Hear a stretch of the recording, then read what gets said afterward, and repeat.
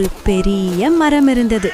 அந்த மரத்துல ஒரு ஆண் காகம், ஒரு பெண் காகம், அவங்களோட குஞ்சுகளும் சேர்ந்து ஒரு அழகான கூடு கட்டி வாழ்ந்து வந்தாங்க. தினமும் காலையில அந்த காகங்கள் சற்று தொலைவில் இருந்த நகரத்துக்கு பறந்து போவாங்க. மனிதர்கள் போடுற மிச்சம் மீதி உணவுகளை அவங்க சாப்பிடுவாங்க. மாலையானதும் அந்த உணவுகளை தங்களோட குஞ்சுகளுக்காக எடுத்துக்கிட்டு திரும்ப கூட்டுக்கே வந்துடுவாங்க. அந்த மரத்துல மயில், புறா, குருவி போன்ற நிறைய பறவைகள் வாழ்ந்து வந்துச்சு.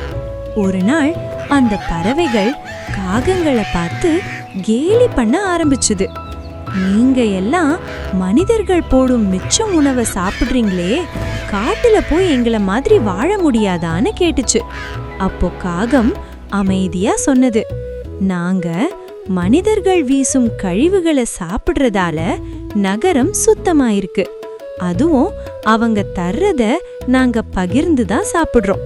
அதனால் நாங்க உழைப்பில்லாம வாழல, உழைத்து தான் சாப்பிடுறோம். ஆனாலும் மற்ற பறவைகள் கேலி நிறுத்தல. நீங்க கருப்பா இருக்கீங்க, அதனால்தான் மனிதர்கள் உங்களை அடிமை மாதிரி நடத்துறாங்க. நீங்க மாமிசம் சாப்பிடுற பறவைகள், உங்களோட வாழ்றது எங்களுக்கு பிடிக்கலன்னு கிண்டல் பண்ணுச்சு. இத கேட்ட காக குஞ்சுகள் ரொம்ப வேதனைப்பட்டுச்சு. அப்பா, அம்மா, நாம் இங்க இருந்து போயிடலாமான்னு கேட்டது. அப்போ ஆண் காகம் மெதுவா சொன்னது, குழந்தைகளே, மற்றவர்கள் சொல்றத பயந்து நாம் ஓடினா எங்கேயும் நிம்மதியா வாழ முடியாது. எங்க போனாலும் பிரச்சனை இருக்கும். அத புரிஞ்சுக்கிட்டு பழகினா நல்லா வாழ முடியும். உங்களோட அருமை ஒரு நாள் அனைவருக்கும் புரியும். சில நாட்கள் கழிச்சு அந்த மரத்துல இருந்த மயில்கள் ரொம்ப கவலையா இருந்துச்சு. என்னாச்சுன்னு காகங்கள் கேட்டாங்க.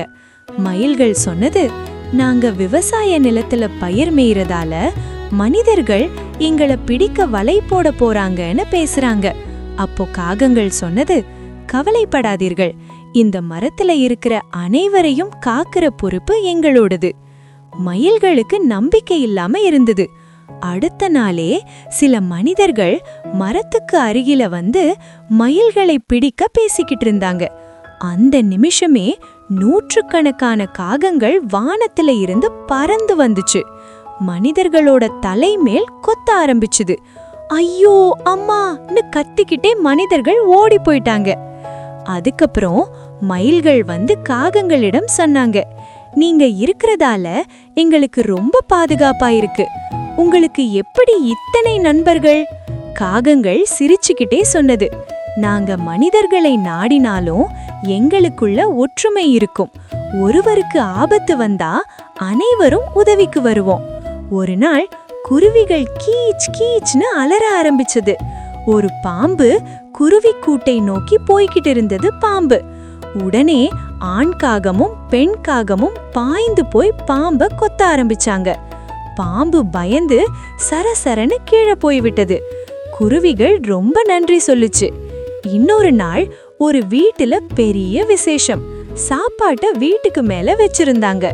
பறவைகள் சாப்பிட வந்ததும் மனிதர்கள் விரட்ட ஆரம்பிச்சாங்க. அப்போ 2 காகங்கள் வந்து சாப்பிட ஆரம்பிச்சது.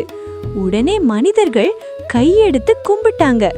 மற்ற பறவைகள் ஆச்சரியப்பட்டு கேட்டது, எங்களை விரட்டினவர்கள் உங்களை மட்டும் ஏன் கும்பிடுறாங்க? காகங்கள் சொன்னது, நாங்க சாப்பிடுறத மக்கள் தங்கள் முன்னோர்கள் சாப்பிடுறதா நினைக்கிறாங்க, அதனால்தான் நன்றி சொல்றாங்க.